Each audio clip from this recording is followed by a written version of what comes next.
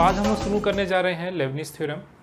लेबनिज़ theorem successive differentiations के बहुत ही important theorems में एक इम्पॉर्टेंट थ्योरम है, जिसमें हम लोग दो फंक्शंस के प्रोडक्ट के nth डेरिवेटिव को कैसे फाइंड करते हैं वो हम लोग देखेंगे। तो आज हम लोग इसका प्रूफ देखेंगे और प्रूफ के बाद फिर देखेंगे कि इसका क्या यूज़ है। तो जैसे हम लोग जानते हैं कि सक्सेसिव डिफरेंशिएशन से पहले दो फंक्शन का अगर u और v दो फंक्शन हो, उसका अगर हमको डेरिवेटिव लेना हो d बाई डी एक्स, तो ये हम लोग जानते हैं ये होता था u dv by D X plus du by D X into V. इस तरह के फॉर्म में हम इसको डिफरेंशिएट करते थे। लेकिन अगर इसका हम लोग nth अगर डेरिवेटिव लेना चाहें तो लेबनिज़ थ्योरम यहाँ पे हम लोग का हेल्प करता है। पहले स्टेटमेंट हम लोग देख लें इसका कि लेबनिज़ थ्योरम का स्टेटमेंट क्या है। If u and v are two functions of x, अगर u और v दो फंक्शन है x का, processing derivatives of nth order, अगर इसका nth ऑर्डर निकालना पॉसिबल है, then according to the Leibniz theorem u into v n मतलब nth order derivative is equal to u n v। u n जो है वो है nth order of u, function of u, then v, then ये एक series के form में जाएगा, जिसमें से हम लोग देख रहे हैं C1 NC1 NC2 करके फॉर्म में है। ये C जो है हम लोग जानते हैं ये कॉम्बिनेशन का फॉर्मूला होता है, जिसका फॉर्मूला हम लोग जानते हैं NCR इज इक्वल टू होता है factorial n divided by factorial r n minus r का factorial. So it is NC1 un minus one, मतलब ये फर्स्ट और अगर nth ऑर्डर डेरिवेटिव है तो ये nth ऑर्डर का एक डेरिवेटिव यहाँ से ये डिक्रीज़ किया, और v1 यानी v का फर्स्ट ऑर्डर डेरिवेटिव। इस तरह से हम लोग देख रहे हैं कि ये NC1 NC2 NC3 इस तरह से ये आगे बढ़ रहा है, और u का जो nth डेरिवेटिव है इसका वैल्यू यहाँ पे डिक्रीज़ कर रहा है। यहाँ पे first n and then n minus one, then n minus two. इस तरह से अगर कोई rth टर्म है तो n माइनस r होगा। उस तरह से लास्ट में ये डिक्रीज़ करते करते 0 हो जाएगा और ये आ जाएगा u के पास।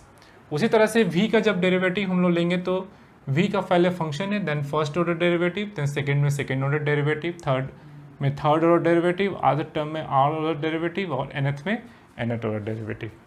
ठीक है, इस थ्योरम को हम लोग प्रूफ करेंगे with the help of mathematical induction. तो मैथमेटिकल इंडक्शन हम लोग समझ लें क्या ऐसे हम लोग सॉल्व करते हैं।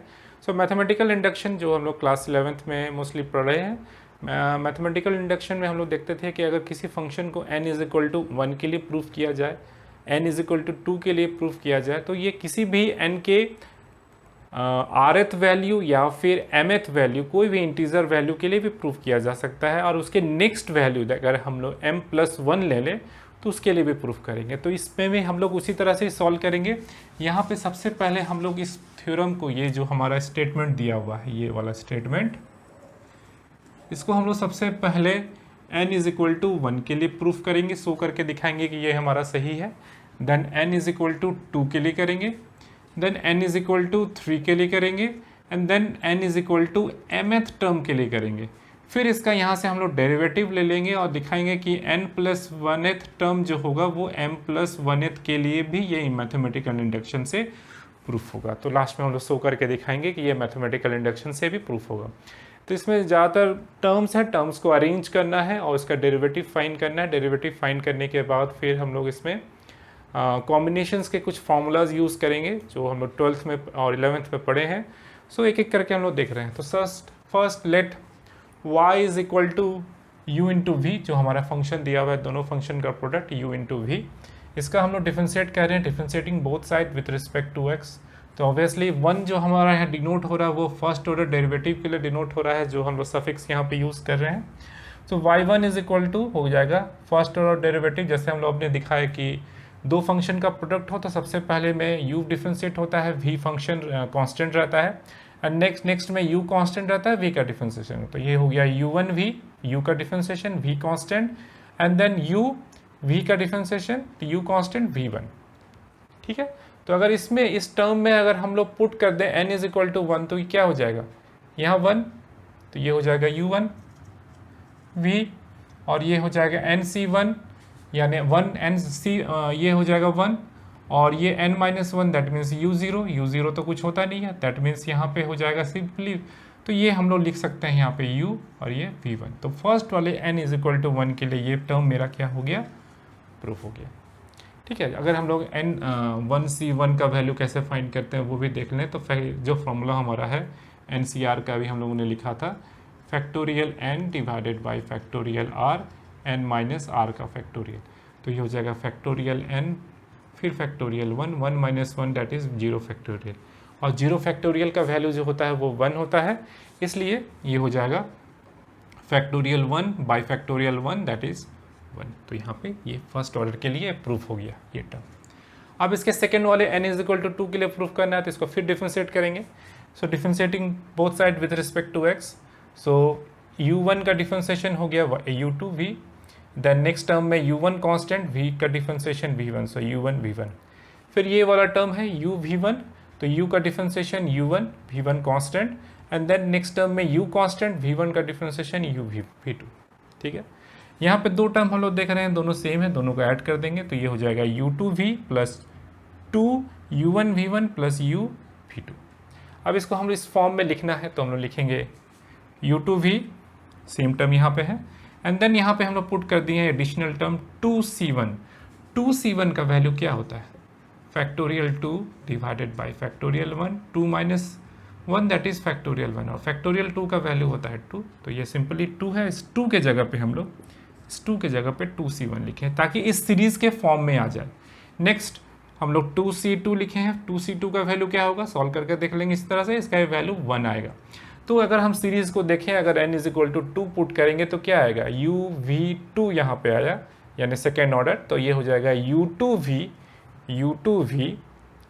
2c1 2 minus 1 that is u1 v1। ठीक है, then 2c2 2 minus 2 that is 0 v2।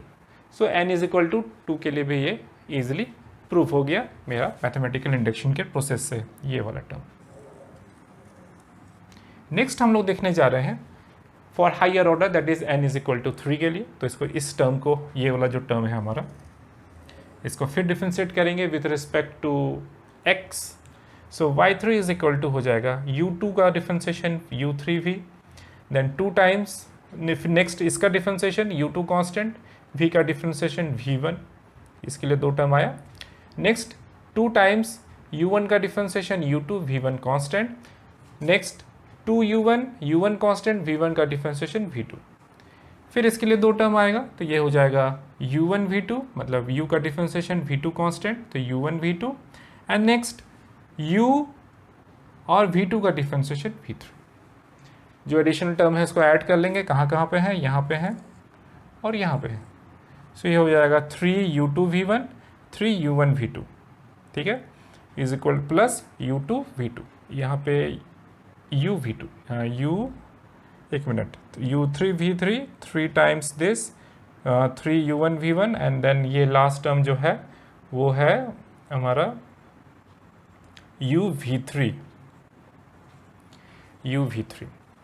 तो ये हम लोग लिख सकते हैं इसके जगह पे 3c1, ये सॉल्व करके देख लें, 3c1 का वैल्यू भी 3 होता है और 3c2 का भी वैल्यू 3 होता है। इस फॉर्मूला से सॉल्व करके हम लोग देख लेंगे, NCR का जो फॉर्मूला हम लोग जानते हैं इससे सॉल्व करके देख लेंगे, इसका वैल्यू 3 आता है।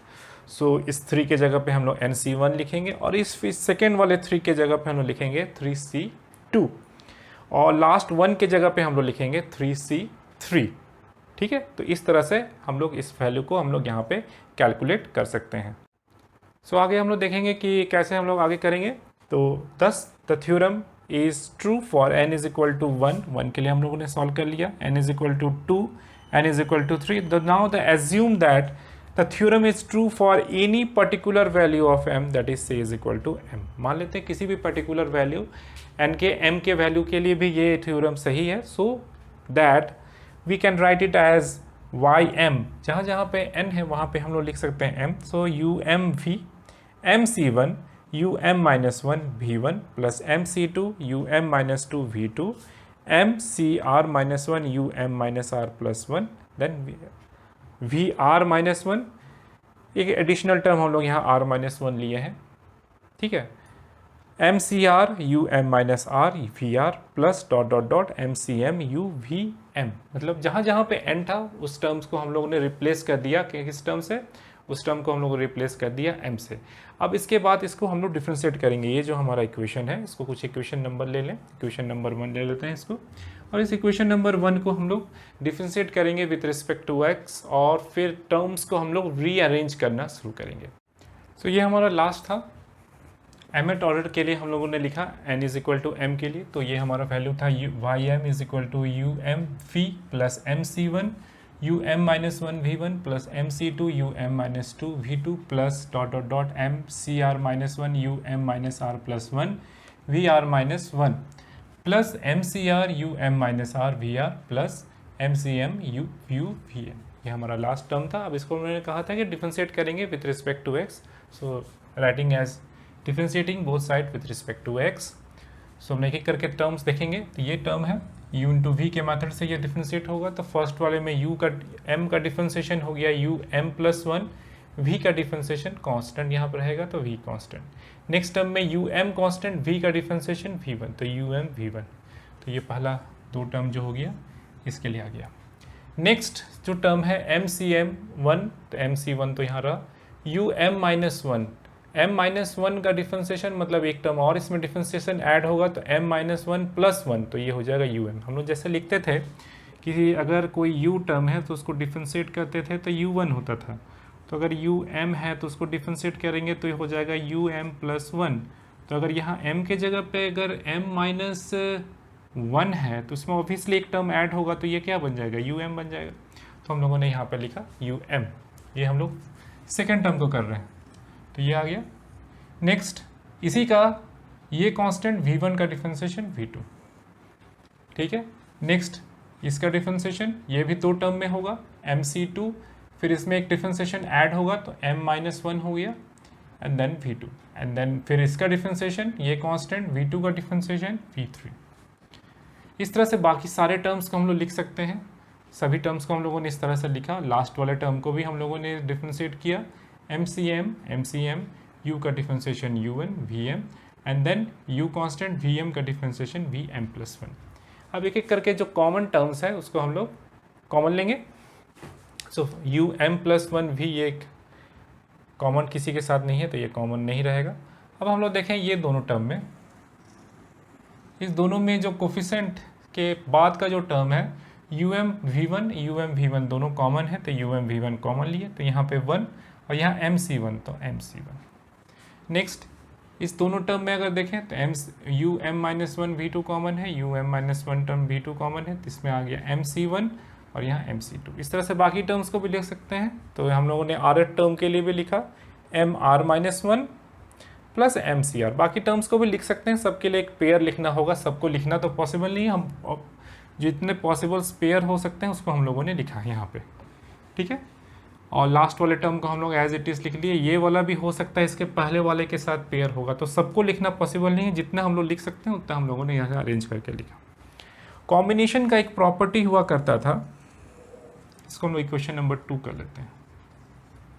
कॉम्बिनेशन का एक प्रॉपर्टी हुआ करता था कि mcr minus one plus mcr is equal to होता है m प्लस वन cr, ठीक। तो यहाँ पे हमारा 3-4 टर्म है। पहला एक ये टर्म है 1 प्लस mc1, 1 को हम लोग लिख सकते हैं mc0 प्लस mc1। अब ये इससे हम लोग कंपेयर करें इक्वेशन से तो ये इक्वेशन में आ रहा है m है, यहाँ r माइनस वन है, यहाँ r है, 0 है 1 है, तो क्या हम लोग लिखते हैं m प्लस वन, तो ये हो जाएगा m प्लस वन। और इस दोनों में जो हाइयर टर्म होता है उसको लिखते हैं। दोनों में हाइयर टर्म कौन सा है, 1, तो 1। इस तरह से सेकेंड टर्म है मेरा mc1 प्लस mc2, तो ये हो जाएगा m plus one c2। Next ये इस टर्म में mcr minus one plus mcr, यहाँ पे हम लोग लिख सकते हैं इस फॉर्मूला को यूज़ करते हुए m प्लस वन cr। और लास्ट टर्म हम लोग जानते हैं कि mcm, इसका भी वैल्यू 1 होता है, और m plus one cm plus one, इसका भी वैल्यू 1 होता है। सो इक्वेशन 2 में जहाँ जहाँ पे ये कोफिशिएंट्स हैं इसमें हम लोग वैल्यू चेंज कर देंगे। हम लोग यहीं पे चेंज कर लेते हैं। यहाँ पे हमारा टर्म हो जाएगा m इसको अरेंज कर लेते हैं, m प्लस 1 c1, ये था um v1, यहाँ पे हो जाएगा, ये टर्म था तो ये हो जाएगा m प्लस 1 c2, और यहाँ पे हो जाएगा m प्लस 1 cr, और लास्ट टर्म जो है ये हो जाएगा m प्लस 1 cm प्लस 1। तो अगर हम लोग ध्यान दें कि हम लोग जो स्टार्ट किए थे इस इक्वेशन 1 से और अभी हम लोग इक्वेशन नंबर 3 में पहुँचे, तो अगर कंपेयर करें हम लोग, m के जगह पे क्या है m प्लस 1, फिर m के जगह पे क्या है m प्लस 1, m के जगह पे m प्लस 1 पुट कर देंगे तो क्या होगा m प्लस 1 माइनस 1 um आएगा m प्लस 1।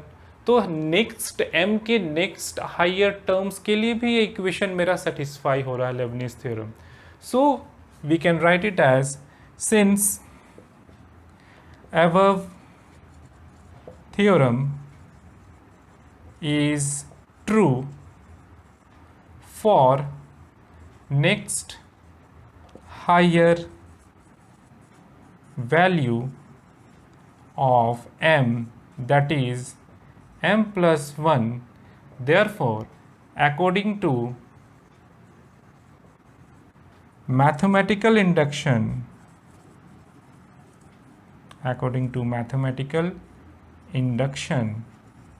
ये एक मैथमेटिकल इंडक्शन प्रोसेस है, according to mathematical induction above theorem can be proved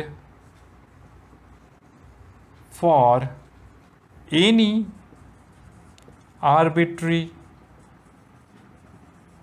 value of n के किसी भी आर्बिट्री वैल्यू के लिए हम लोग इसको मैथमेटिकल इंडक्शन से इसको प्रूव कर सकते हैं। हेंस